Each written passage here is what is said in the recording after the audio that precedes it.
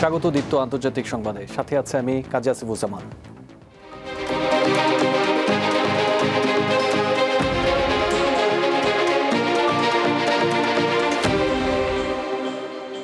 পাকিস্তান ও আফগানিস্তান সীমান্তে আবারও উত্তেজনা ছড়িয়ে পড়েছে। শনিবার মধ্যরাতে দুই দেশের সেনাবাহিনীর মধ্যে ব্যাপক গোলাগুলি হয়েছে, তবে তাৎক্ষণিকভাবে কোনো হতাহতের খবর পাওয়া যায়নি।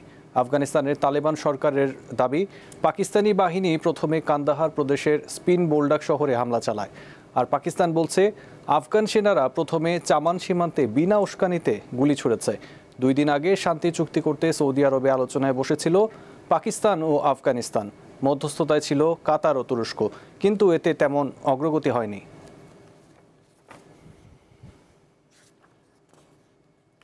যুক্তরাষ্ট্রে জন্মসূত্রে নাগরিকত্ব পাওয়া ইস্যুতে মামলার শুনানি করতে সম্মত হয়েছে দেশটির সুপ্রিম কোর্ট।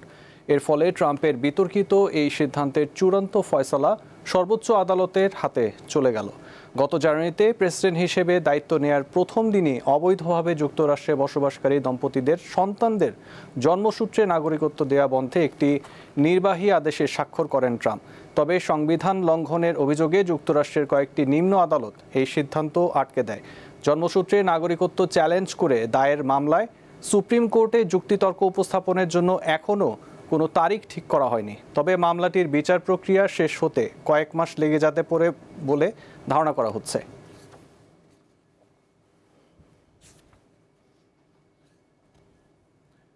শ্রীলঙ্কায় ভয়াবহ বন্যা ও ভূমিধসে মৃতের সংখ্যা বেড়ে 607 জনে দাঁড়িয়েছে। নিখোঁজ রয়েছে 214 জন। সময় বাড়ার সাথে সাথে তাদের জীবিত উদ্ধারের আশা ক্ষীণ হয়ে আসছে বলে জানিয়েছে দেশটির দুর্যোগ ব্যবস্থাপনা কেন্দ্র।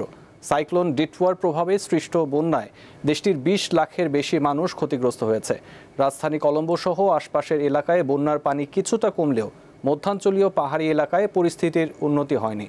এখনও ভূমিধসের ঝুঁকি থাকায় নিরাপদ আশ্রয়ে থাকা বাসিন্দাদের বাড়ি ফেরার অনুমতি দেওয়া হচ্ছে না।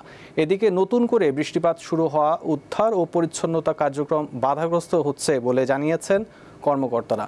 এই অবস্থায় দেশ জুড়ে জরুরি অবস্থা ঘোষণা করা হয়েছে।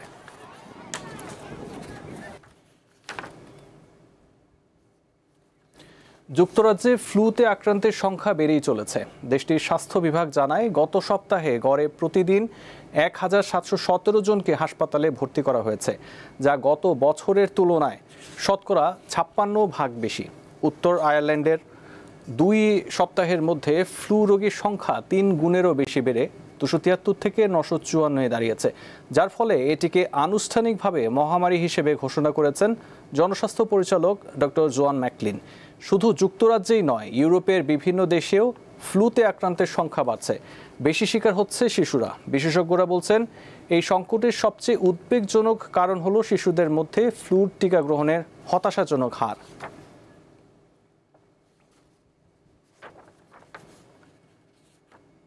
সুদানে আধা সামরিক বাহিনী র্যাপিড সাপোর্ট ফোর্সেসের চালানো ড্রোন হামলায় 43 শিশুসহ অন্তত 79 জন বেসামরিক নাগরিক নিহত হয়েছে। এই ঘটনায় আহত হয়েছে অন্তত 38 জন। স্থানীয় সময়ে শুক্রবার সুদান কর্তৃপক্ষ জানায়, দেশটির কালৌগি শহরে এই হামলার ঘটনা ঘটে। বিবৃতিতে বলা হয়, আরএসএফের ড্রোন থেকে মোট 4টি ক্ষেপণাস্ত্র ছোড়া হয়, যা একটি স্কুল, একটি হাসপাতাল এবং শহরের ঘনবসতিপূর্ণ এলাকায় আঘাত হানে। এই হামলার তীব্র নিন্দা জানিয়েছে জাতিসংঘ শিশু বিষয়ক সংস্থা ইউনিসেফ।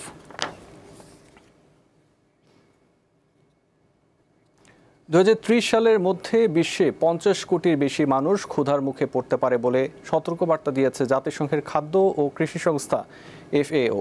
এই ক্ষুধা পীড়িত মানুষের শতকরা 60% আফ্রিকার বিভিন্ন দেশের। যুদ্ধ, প্রাকৃতিক দুর্যোগ, অর্থনৈতিক সংকট, করোনা পরবর্তী প্রভাব ও খাদ্যমূল্য বৃদ্ধি বিশ্বব্যাপী খাদ্য সংকট বাড়িয়ে দিচ্ছে বলে জানিয়েছে সংস্থাটি। আমেরিকার সরকারি পরিসংখ্যান দপ্তর US সেন্সাস ব্যুরোর তথ্য মতে বর্তমানে বিশ্বের জনসংখ্যা 800 কোটির মাইলফলকে স্পর্শ করেছে। তবে আধুনিক এই বিশ্বে এখনও বিপুল সংখ্যক মানুষ ঠিকমতো খেতে পায় না।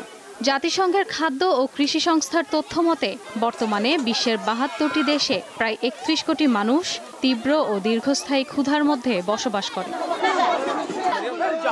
চলতি বছর FAO সতর্কবার্তা দিয়েছে 2030 সালের মধ্যে বিশ্বে 50 কোটির বেশি মানুষ তীব্র অনাহারের মুখে পড়তে পারে। এর 60% আফ্রিকার বিভিন্ন দেশের বলে জানিয়েছে সংস্থাটি। বিশ্বের কয়েকটি দেশে চলমান যুদ্ধ, জলবায়ু পরিবর্তন, প্রাকৃতিক দুর্যোগ, অর্থনৈতিক সংকট, করোনা পরবর্তী প্রভাব ও খাদ্যমূল্য বৃদ্ধি, বাণিজ্য যুদ্ধ বিশ্বব্যাপী খাদ্য সংকট বাড়িয়ে দিচ্ছে বলে জানিয়েছে FAO। সংস্থাটি বলছে, বর্তমানে ফিলিস্তিনের অবরুদ্ধ ভূখণ্ড গাজা, আফ্রিকার দেশ সুদান, দক্ষিণ সুদান, হাইতি ও মালির পরিস্থিতি সবচেয়ে উদ্বেগজনক। শুধু গাজা উপত্যকাতেই ইসরায়েলি অবরোধের কারণে প্রায় 20 লাখ মানুষ মারাত্মক খাদ্য সংকটে মানবেতর জীবনযাপন করছে। তীব্র অনাহারে ইতিমধ্যে মারা গেছে প্রায় 500 জন। এদিকে সুদানের 18টি রাজ্যের 14টি জুড়ে 80 লাখেরও বেশি মানুষ তীব্র খাদ্য ঘাটতির সম্মুখীন। এর ফলে ওই অঞ্চলে তীব্র অপুষ্টি ও মৃত্যু ঝুঁকি দেখা দিয়েছে। প্রায় 7.5 লাখ মানুষ ইতিমধ্যে অনাহার ও অপুষ্টিতে দিন কাটাচ্ছে। বিশ্ব এখনও দুর্ভিক্ষ মোকাবিলায় কার্যকর হতে পারছে না বলে জানিয়েছে FAO। ক্ষুধা মোকাবিলায় সংঘাত বন্ধ, আন্তর্জাতিক সহযোগিতা বাড়ানো এবং কৃষি ও খাদ্য সরবরাহ ব্যবস্থায় বড় ধরনের বিনিয়োগের আহ্বান সংস্থাটির।